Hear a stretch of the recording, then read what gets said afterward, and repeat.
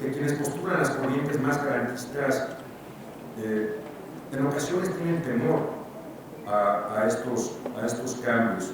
Sin embargo, hacer ajustes a la legislación ante la realidad social, reitero, no es una contrarreforma, es atender los problemas y dotar de mejores herramientas a los operadores del sistema de justicia penal.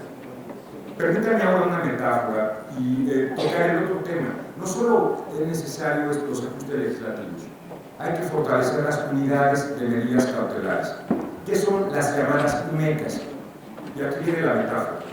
Cuando una persona se enferma, acude al hospital, acude con el doctor. En el hospital, el doctor pues tiene que revisarlo y generalmente le ordenan unos análisis. Nos ordenan análisis, nos toman sangre, mandan esto a un laboratorio donde se harán diversos estudios para establecer cuál es el riesgo de esta persona. Y entonces decidir si el enfermo debe irse a su casa sujeto a un tratamiento con medicinas, inyecciones, y acudir al doctor cada cierto tiempo para ver si ha mejorado, o bien si al enfermo hay que dejarlo internado en el hospital.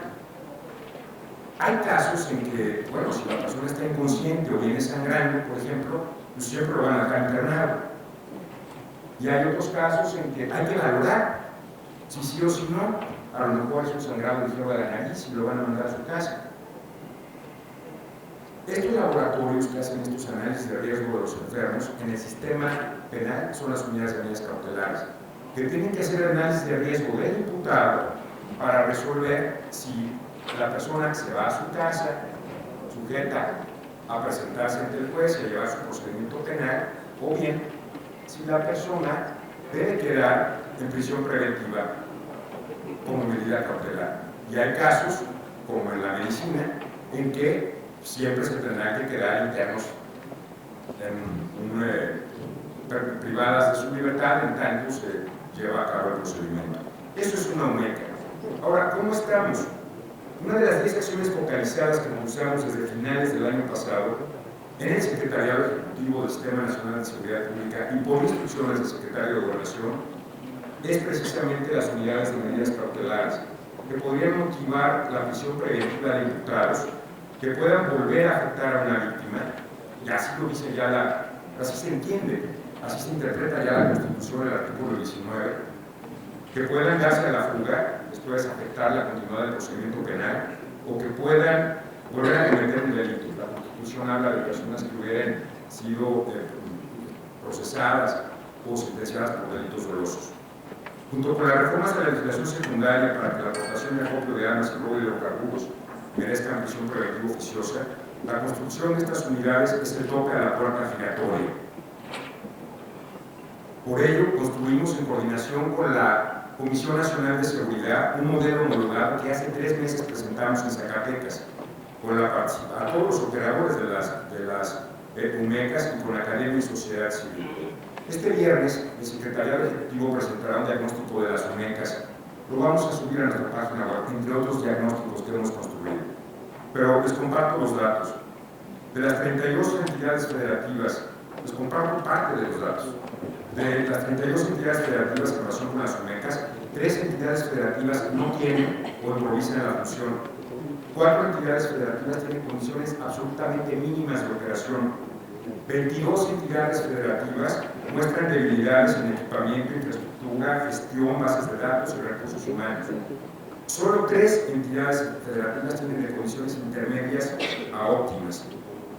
De las 29 UMECAS reportadas por operación, en 12 de ellas el personal nunca ha recibido capacitación. En 11 entidades federativas no se cuenta con sistemas informáticos para el registro de la información. Las solicitudes de supervisión de medidas cautelares del 2015 al 2016 han aumentado en 195.6%. En el 33% de los casos, las UMECAS no atienden las solicitudes de evaluación de riesgo, por lo que no entregan opiniones técnicas. Cuando se llegue a poner una medida cautelar, en uno de cada 3 casos el imputado no la cumple por falta de planes individualizados de seguimiento. 17 entidades federativas no lograron verificar los antecedentes del imputado durante la evaluación de riesgo procesal. entre otros datos. Entonces, esta pieza del sistema penal acusatorio, o no existe en algunos casos, o no ha madurado en otras, es uno de los grandes olvidados del sistema de justicia penal. Hemos buscado en el Secretario Ejecutivo, y de hecho ya se hizo, concertar recursos federales del FAST con entidades federativas para fortalecer y construir estas unidades. Finalmente,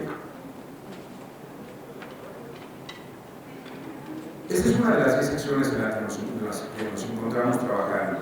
El informe lo daremos a conocer completo de lo que hemos hecho de octubre a junio, este viernes, que subiremos también a nuestra página web. El sistema de justicia penal es mejor que el que teníamos. No queremos una contrarreforma. Queremos que el sistema de justicia responda a las expectativas de la sociedad. Queremos que los mexicanos y las mexicanas confíen en el sistema de justicia penal. Queremos que los haga sentirse más seguros y no que les genere una percepción de inseguridad.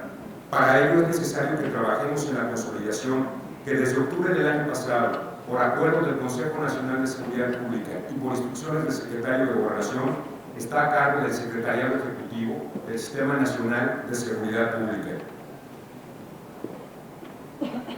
La corresponsabilidad entre instituciones, poderes y órdenes de gobierno es fundamental. Sin la participación y la crítica constructiva de la sociedad civil, sería imposible lograrlo. Necesitamos comprender que la consolidación implica afinar la maquinaria y también hacer los ajustes necesarios a las leyes secundarias sin violentar el debido proceso y los principios del sistema penal acusatorio, la presunción de inocencia y el uso de la prisión preventiva como medida excepcional y no como regla general. Señoras y señores, en el Gobierno de la República también queremos una justicia sin pretextos. Muchas gracias. Muchas gracias.